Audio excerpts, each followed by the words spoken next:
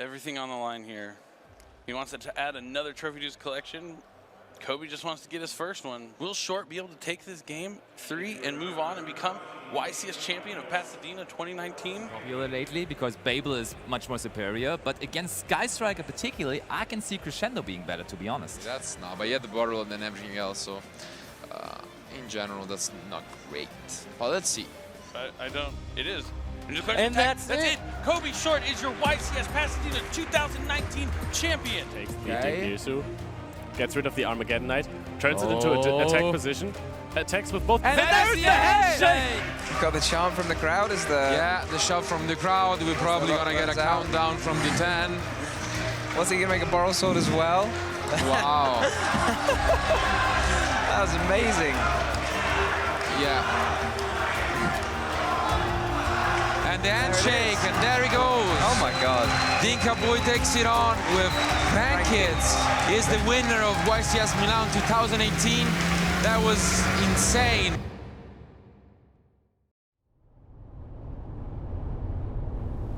To me, and everyone who plays the game, Yu-Gi-Oh! Is much more than the Saturday morning cartoon that we all grew up with. My grandpa's deck has no pathetic cards, Kaiba, but it does contain the unstoppable Exodia. It's an outlet for competition. Traveling, spending time with friends, meeting new people, experiencing new things, being to places you've never been. It's an outlet for creativity. This is sealed only Yu-Gi-Oh! For learning. We could either link these off and make Anaconda, which brings out... And so much more. While I've only been playing the game competitively for the past 4 years, Yu-Gi-Oh! Has been a part of my life for much longer. However, it wasn't until I took that step into playing more seriously that it began to have the biggest impact. I've met people who are now some of my best friends. Been to places I wouldn't have otherwise gone. Played against and met hundreds of different people that I otherwise wouldn't have met. The list could go on and on forever, truly. But I'm not the only one that Yu-Gi-Oh's had a positive effect on. There are thousands. All of these things that I'm saying, all the things that they had to say, and ultimately, this documentary is our way of saying, Thank you, Yu-Gi-Oh!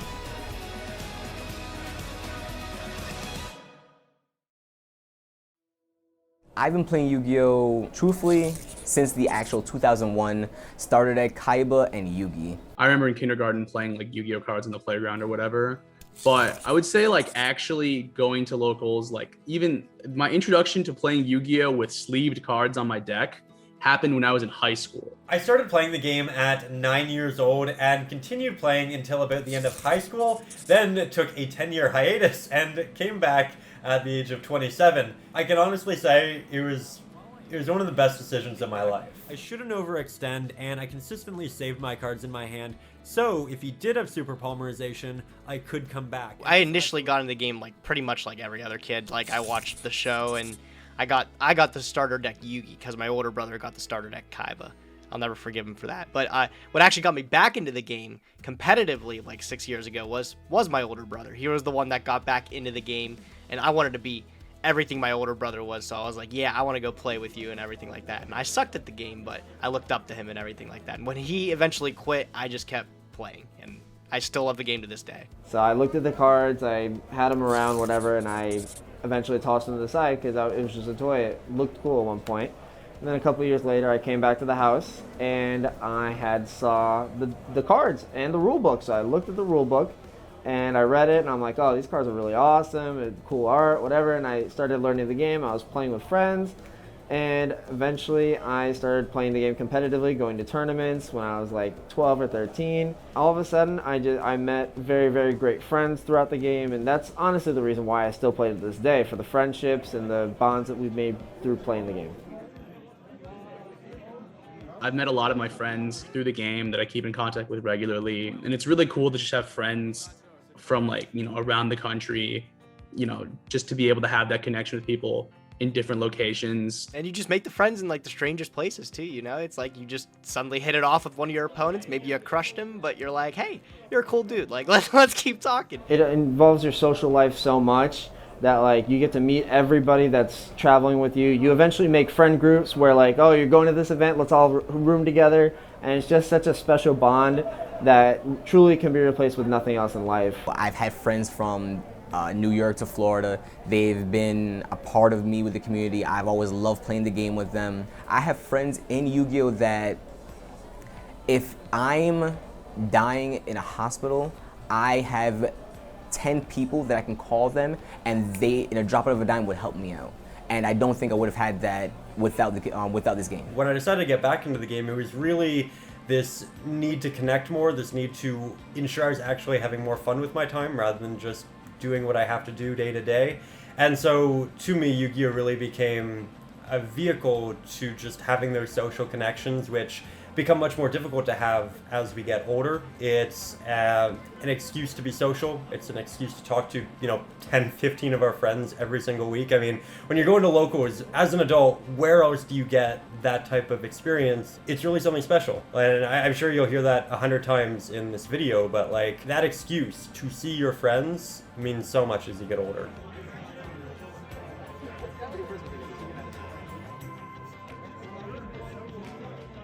Through playing the game, I'm able to interact with people from backgrounds I don't normally interact with, right? So like, I go to college, I talk to people, who are working jobs who've never been to college, they're like in the trades, they do something else. And it's really cool for me to like be able to meet these different kinds of people and like broaden my perspective and just like how do people live life, It's really interesting to like, see these different like communities or like backgrounds like come together for the game. I got to learn how to really like just talk to people and like just be like a genuinely like nice person. I think I like just talking to people, meeting new people, and some people that's like hard to learn, but like when you're just in an environment where you're nerding out with somebody else too, it's like a safe space to just like kind of just be yourself. And that's really, I think, something that's been a positive effect on me, is just like coming out of my shell and being who I am and just having a good time being it. And that's great. I just like how the game, like anybody, it doesn't matter who you are, you can just pick up card games and enjoy it. Those questions that you normally probably wouldn't even ask in the real world if you were going through troubles, those type of questions like, what do I do with my deck? Because I'm having this hardship with this strategy or whatever. It's funny because you would ask those questions directly in like a Yu-Gi-Oh! Atmosphere, and sometimes those people won't ask those questions in like the real world atmosphere with like actual real world problems. With Yu-Gi-Oh! You have a common interest already, just to start it off. You can talk about something with Yu-Gi-Oh! And that can kind of evolve, that can become, something more. You're into this thing as well, you're both into this video game, you're both into this TV show. Yu-Gi-Oh! Was the way for me to meet these people and create new friends and new friend groups and new memories with these people who, again, I don't think would be a part of my life if I or they didn't play Yu-Gi-Oh! When you're sitting down at your table, you ask where they're from. Sometimes I like to ask what they do. I like to ask like, some other interesting facts about themselves, and people are like, they're nice about it. And it's a good opportunity. Like some people, like they'll say nothing and they'll just totally stonewall you, which is pretty common. Like a lot of competitive players don't want to get too attached to the interaction because like it distracts them. But I mean, some people are great. I mean, I met a lot of cool people just from sitting down and talking to them. What I enjoy about card games the most, the aspect that really gets me, is just having this, mental back and forth of like executing your strategy and just having like so many decision trees and being able to really just find a way to adapt, change, navigate through a game plan, whether it went according to plan or not. I think it's really cool to be able to just use those critical thinking skills. And even just like the tournaments itself, like it provides like an outlet for me to be competitive, right? And obviously there's video games and people do chess or they have their own sports, and there's plenty of like actual like creative or recreational outlets to be competitive, but like it's nice to have something like of this national scale that like you can say like, hey, I compete in this, and like it's like your outlet to do so. And I'm really grateful for the game for like providing that to me. I can't play that much, so when it comes to just play testing and doing a lot of theory, because I work so much, it was a good showing that if I just constantly think about it and constantly work at it, even though I can't play it, it shows progress. It feels like whenever I play the game, it's like I outsmarted my opponent when I won. And I love that. I love like the thrill of competition and like knowing that I'm improving at something and seeing results. I just love that. I'm a very analytical person, and I like to see like positive results and like that I'm actually putting into time something and getting the effort out. And I feel like that's uniquely to card games, and especially Yu-Gi-Oh! In general, is like there's so much to learn about the game too. It's like you never stop. There's a rule in here that you didn't think it worked that way, and then the next day you're like, wow, like I would have never figured that out. But then now you know, and it's just like you're always learning something new, and that's what I love about competitive play. It's just I feel like Yu-Gi-Oh! Especially, when you know the game, it shows you know the game, and I love that. This is going to hurt so bad. I can't even watch this. This is absolutely crucial. Another engage coming down. Wow, There Pascal it is. Kim. There it goes. Double engaging on Joshua Smith. Crowd is styling going on wild him. too. Wow, they love it. Sky Striker is still. I think the thing that's really kept me in Yu-Gi-Oh! Is just how multifaceted it is, in that if I'm not crazy about modern format, then I can play sealed only format, like I do with my friend Mario, or I can play GOAT format with other friends. You're not locked into one thing in Yu-Gi-Oh! I feel like it's been along for so long, and because of that, there are just so many different elements you can kind of jump into if you're not crazy about one at the moment. And then a new set might come out, and it just might really excite you, a new archetype, a new way of playing.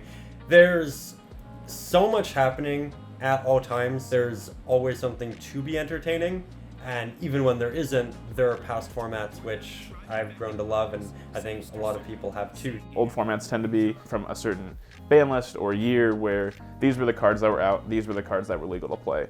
So that's what you played. You know, people enjoy old formats, they were fun. I just keep finding things that I enjoy about it. Like my new big thing is I'm super into collecting recently and just getting like old school high rarity cards because I feel like there's a lot of history behind those cards and everything. Having a binder of cards that mean something to you, even if they're not these like $1,000 cards, right? They're cards that mean something to you. They're special to you. They're fun to own. They're ones that you can look back on fondly. You know, I collect a lot of cards that maybe aren't the most valuable, but they remind me of, you know, an event or something that I enjoyed from the TV show, or, you know, that kind of thing. There's so much to do with collecting, with the game, just with owning the cards in general. It's like a whole nother world, and it's like I just stepped away from competitive play for a second and I'm learning a whole nother thing. It's just there's always things going on in the card game sphere that you can learn about and different ways you can enjoy the game. I got a nice first edition Ill Blood. There's a little something going on in the back there, but it is sleeved up.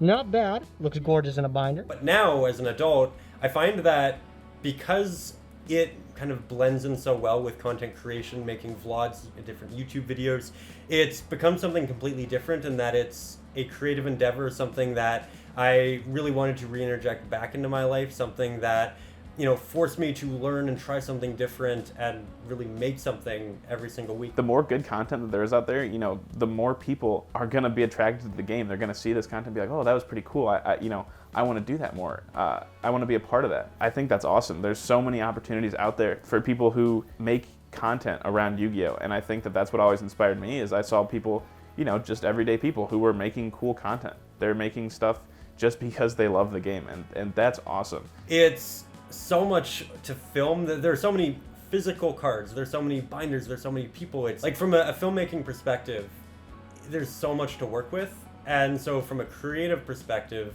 it's just really exciting. There's so much you can do with it that you necessarily can't do with other games.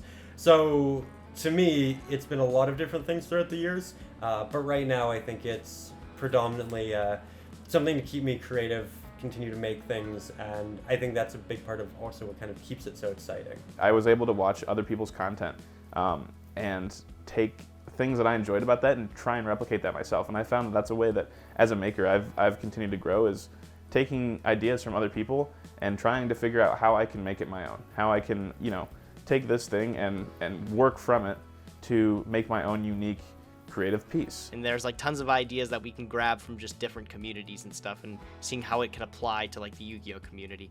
So like just trying different things that people don't normally see and stuff. If it doesn't work out, it's like, it's whatever. It's just I had fun making it. So just trying to find ways to enjoy the game in different ways and project that onto other people. That's the thing I wanna do, is try to like allow people to like vicariously enjoy the game and the aspects of the game that normally they wouldn't be able to enjoy just through my eyes. Handsome. So this weekend there is a sealed only player who's going to make history.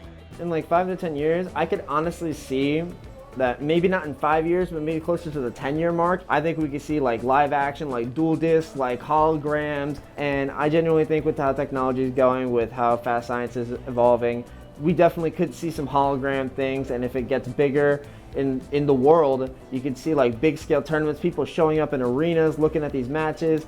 I think it'd be super cool to see that, and I don't think we're that far away from that. It's just people actually making that step to do so. It's very clear that like anything that's a collectible right now is getting more attention, and more eyeballs means more conversions to players. And so as long as like more eyeballs are on the game, and there will be more eyeballs in the game, we will have more players. Once there's a big event, it's going to skyrocket. It's going to become even more impactful to the world. People who don't know what it is will know what it is in a year's time, and then it's going to propel it even further. There's so many new players all the time. The return of live play is going to, it's just going to make it so much more fun. There's going to be so many more people interested in it. I think this is something that's here to stay, and as long as my friends are into it, as long as I've got people to play with, I want to continue playing the game, and I want it to continue to be this big part of my life that I feel so compelled to make a documentary about. I don't think just because I'll be a bit more busy with work and a full-time career that's something that I should let go of. I think that this is something I should hold on to and allow it to be what it is, and that is an important part of my life. You know, it's never too late to pick up a hobby, and trading card games in general is one of those really special things where, like I said, it just doesn't matter who you are. You can enjoy any aspect of the many different things you can do within a card game. It's something that even when I'm 50 years old, if I have a deck of cards and I'm visiting some friends, we'll play. You know, that it's something that I want to continue having this massive impact that it has on me. It's big, and that can be great if you're someone who does want to pass the time, if you're looking for an excuse to see other people, if you are looking for an excuse to travel. I keep going back to those because I think they're things that, you know, as we get older, we value more, we look for more, and it's something that does offer that on top of being something that does get you thinking, does get you engaging with something. It gives you something to be excited about. There are new sets released every month, and, you know, because of that, it's, you know, you're talking to your friends, oh, look at that, what about that? Maybe if we try that. It just gives us so much to look forward to engage with on multiple different tiers. It's more than a card game. It's certainly not just like that anime that's directed to like 8-year-olds. I think that we've moved past that over a decade ago at this point. And it's evolved into something that's really neat, that's really different, that's very wide scale. And I think that's really what's so appealing about it. It can just be so many positive things to an individual or a community. It's just such a big part of my life that truly I don't know where I would be without it. And that seems weird to say because, again, it's something that I kind of just picked up on a whim when I was sitting down at one of my first days of college, that a buddy would ask me if I wanted to come play. It's so much farther than I ever thought that conversation would take me, and I'm so grateful for that. It's led me to so many friends, to so many opportunities, to hopefully so many more.